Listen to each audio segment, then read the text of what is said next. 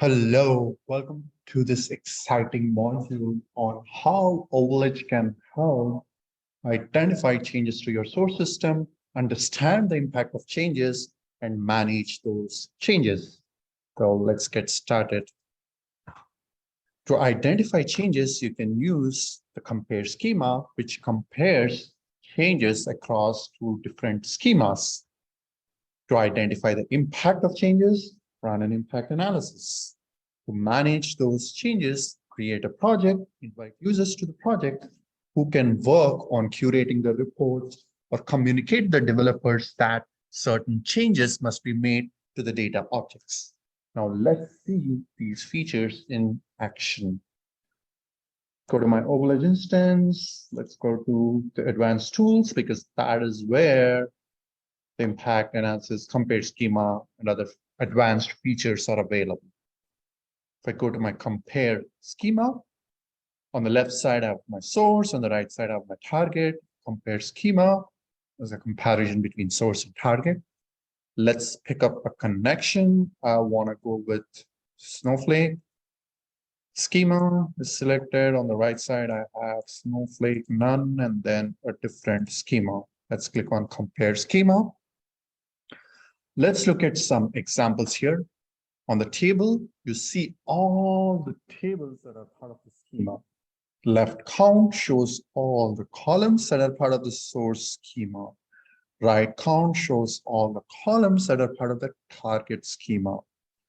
The change count captures any changes to the table columns. Changes can be a number change, a type change, or a size change. Let's look at certain examples. Billing department is a table that's available only in the source schema because I see that the count is 7, but the count is 0 here. If I look at admission table, the left count is 26, the right count is 25, the change count is 1. Let's look at what is changing here. Scroll down to see that, a new column is added to the table in the source schema. The new column is u_name, and that's why you're seeing it only on the left side, but not on the right side. Let's look at another example. If I look at procedure, change count is 1. If I click here, looking at the name column, I see that column length is changing, and that is why it is captured as a change. Now, this is how you can use compare schema to identify different changes to your source system. This concludes the first section about identifying the changes.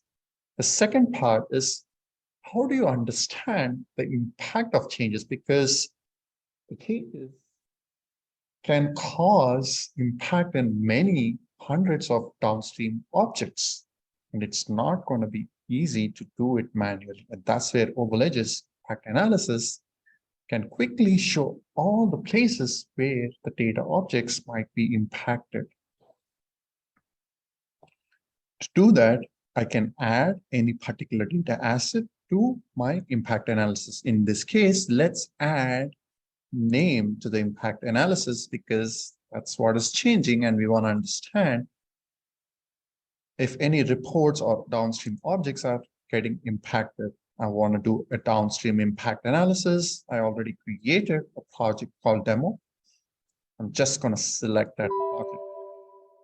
Successfully added. Let's jump into impact analysis. That's an advanced tool.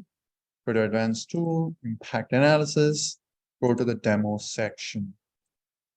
Let's scroll all the way down. You can see this field is now part of the impact analysis. Let's run impact analysis by choosing an option here. This will initiate a job. If I want to look at the status of the job, go to the jobs here, opening this in a new tab. Job has been submitted. Let's refresh. I can also look at the status by looking at the logs. Wow, that was quick, just 2 seconds. Let's jump back to my impact analysis. If I go to the impacted objects, I see all the objects that are impacted because of the change. Let's make it an even simpler view. Gonna remove all these things. Perfect. The impacted object type shows is a report column impacted or table column impacted. The connection shows which data source is getting impacted. In this case, it's few Tableau reports. This is the exact report or group and the report. Now, if I want to communicate to my developers or other users that, hey, this particular report is a work in progress, I may have to make certain changes. I may have to modify the report columns or make completely different changes. So I want to warn my users not to use this report. You can do that by adding these reports to projects. Projects are collaborative workplaces to assign tasks to your users, and they can pick up the reports that they're working on and then either flag reports or add comments. So you're communicating the changes to all the users. Let's do that right now. If I want to add a couple of reports to a project, I can do that. Click on 9 dots and say add to project. Now they have been added successfully to the default project. Let's go to the project section here. Then let's look at all projects. I created a project called Demo Impact Analysis. Let's go there. This is a Kanban view. This shows the status of the project. All the data assets in the project can be in different status. That's how you're tracking the progress, and you can also assign the reports to different users. So if I click on edit, I can say, hey, Brad or Rachel, please work on this report, make sure that the developers are communicated or make certain changes. That's how you're adding that metadata. Let's go to the list view, then see both the report columns that are added to this project. These are the 2 reports that are going to get impacted. Now I can go and open this in a new tab, put my comments here. Maybe I want to flag this particular report. I want to say that, hey, report column is modified, should be modified because there are changes in the source system. That's how I'm communicating changes to all the stakeholders.